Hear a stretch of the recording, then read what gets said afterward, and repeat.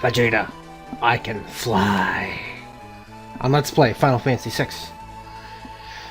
So now that we have the airship, again, be careful of Doomgaze. He can appear literally at any time. The first stop we're going to make is Jidoor, which is right here. Literally, like, half a second from Miranda. Now, a couple addendums I want to get over there is that, well,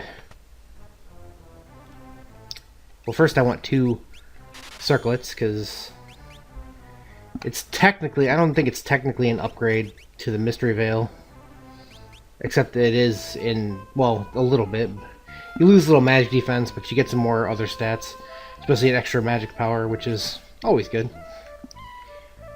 But a couple of addendums. This is the first episode I'm recording with my notes open on the computer, as opposed to have being printed out and next to me, so hopefully the computer doesn't have a spaz attack and go, oh my god, you have a word pad open. No, frame rate loss. But whatever. Also, this next segment that I'm about to do, I'm pretty sure is only actually possible, and we want a crystal sword, which is going to seriously deplete our money. But this next segment is only possible if you actually have,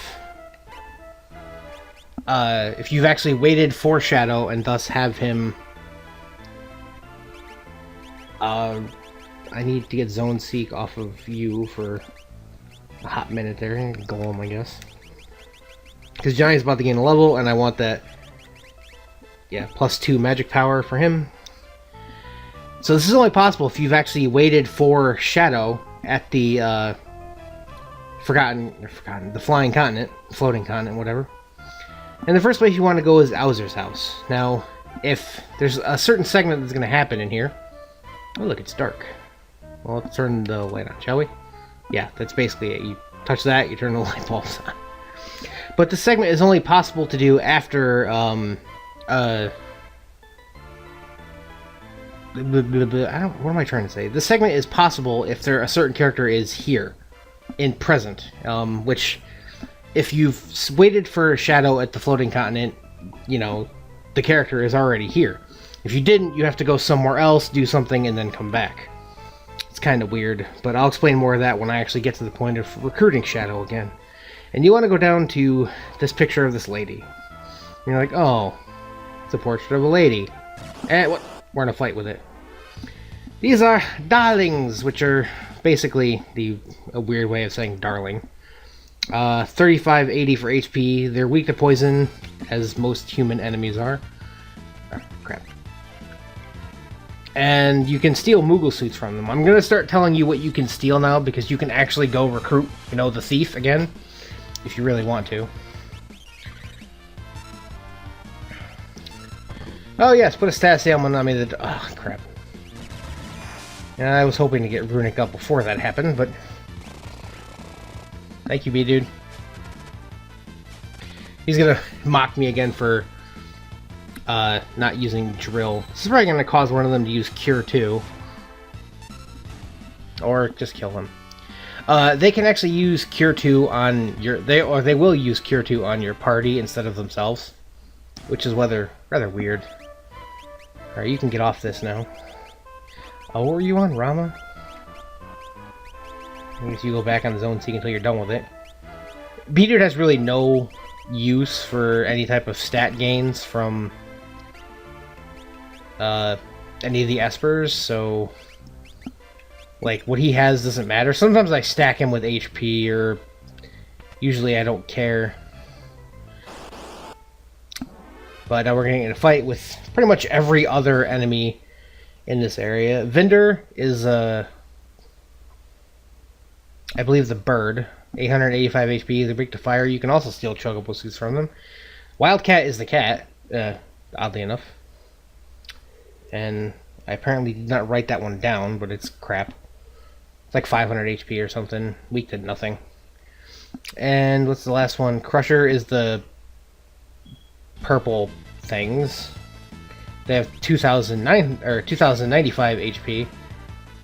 And they're weak to fire, and you can steal something called the Super Ball from them, which I never actually looked into what that does. But pretty much one air blade will destroy most things in this area. Look, dead. 89 experience, 1 magic point. And you get a lot of money here. We're actually probably going to gain a few levels in here too, because this is not something that you should probably go to right away unless you're like me and cool. We're dragged into a painting. And there's a woman!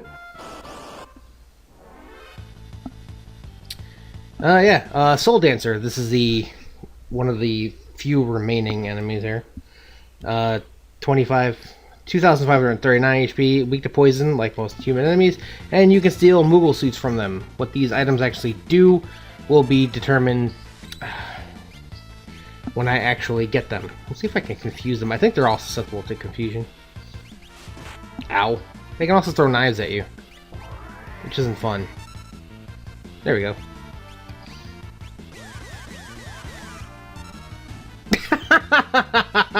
That is hilarious. Wow, he totally just killed all the cats. That is ridiculous. Red Dance will just drain a little bit of HP from them, and they will constantly throw knives at you because they're annoying. But yeah, that's pretty much about it for this battle. They do that even as a final attack, and even though it may save their life, it actually doesn't. What did I want to do here? Are you done with Fenrir? Yes, you are. Do you have anything to do? I suppose I put you back on Carbuncle. You just showed already. Go do Phantom, I guess. There's no real... Actually, you... No, you didn't even finish off that one. You can go finish off Stray for Float. Do a quick check here. He should be about done. Carbuncle. I wanted him to have Reflect and Haste so I could have a pseudo buffer in like the guy who doesn't even have the Cure Magic yet. But yeah, he should actually... Simon should be pretty close to gaining a level. Yeah, so he's gonna go on Bismarck for the Strength boost, because why not? You want to go in the left door first. It's going to lead you to a aforementioned Moogle suit, which no one in our party can wear right now, and you gotta go to the right door. Alright, you gained your level there, you can get off that and go back to, I guess, that thing for I don't know why. Are you close to another level? Actually, you are. Crap. He's still on zone. Are you done with this? Hey, dude, you're killing me here. Get back on Golem for a minute. Basically, the spellcasters, you know, that are going to be my primary spellcasters for the end of the game, which are Sarah, Lexi, and Rose. I'm gonna go really out of my way to try to get them the highest magic stat possible. Now, if you go back here, you get a relic ring, which makes whoever equips it undead. It is a relic, clearly. And I don't have a use for it. I'm sure there's somebody has some kind of strategy where it does something spectacular. You want to go in the left door. I have a feeling those other two doors take you back, but I don't want to do that. Yeah, those Soul Dancers there, the knives they get start being really strong. I think one of them threw a Guardian knife at me, and it hurt a lot. We also got those super balls. Yep, I don't know. It does damage, I guess. Something or other. Oh, we'll fall out there. Yeah, she gained her level there, so she can go back on Stray for Float. I guess get over there and finish that finally. He learned Ploy. Okay, he's still done Bolt 2. I don't know why I'm not changing him over there, but I'm not.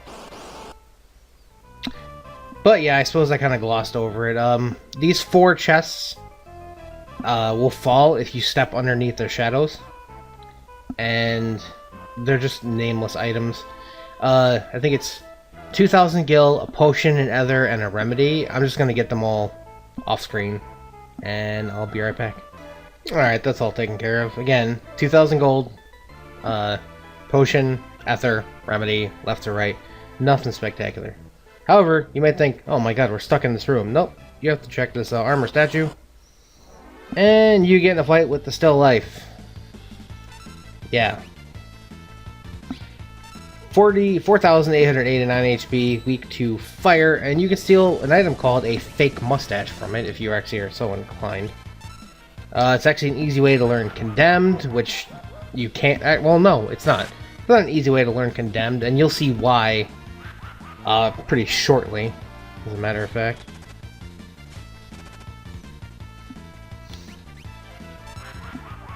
Basically, because you can't actually have Strago at this point in the game while you're going through this area, so, you know, you can't really learn something if he's not here to learn it, but again, you should have already, if you brought him on the floating continent, you could have already gotten it. But it opens a door, and you pop through the door. And then there's a save point. And see that door on the left there? It's, you know, to my left and then up one square. Do not, under any circumstances, go through that door. Because it will lead you back to a previous room, which you saw a door that was kind of floating above the ground. And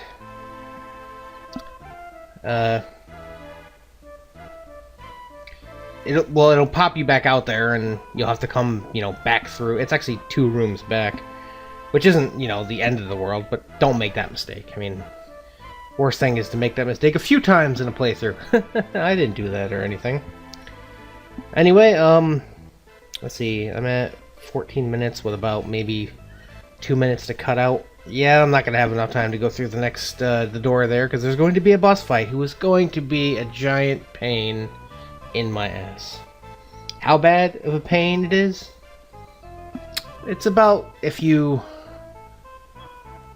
tried to outpaint a Rembrandt where you have a blank canvas and the other person has a paint by number. You'll see what I mean next time on Let's Play Final Fantasy VI. Till then, everybody, thank you guys so much for watching. Thanks for all your support, and have a good night.